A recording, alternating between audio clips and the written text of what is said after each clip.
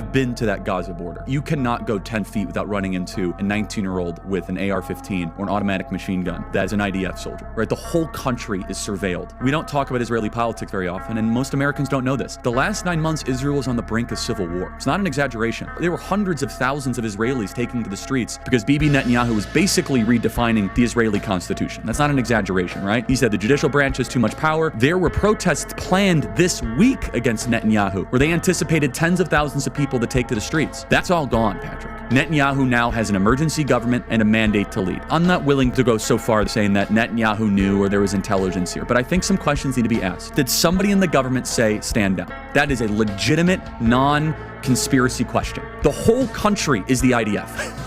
The whole country is. This is the closest thing to the Holocaust that any of us have lived through. But the fact is now Bibi and the Israeli hard-right government has a mandate.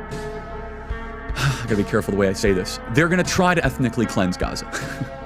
And I don't use that term lightly, okay? They're talking about basically removing 2.5 million people from there, okay? This idea that they need to have a truce or a peace treaty, that's morally crap after you see women and children be burned alive and dragged to the streets. But there are some serious questions here, Patrick. And let me tell you, my pattern recognition over the last 5 years has become pretty sharp. COVID, Maui fires, Epstein. When I see a story and it doesn't click, our guts are usually right. So I've been to Israel many times.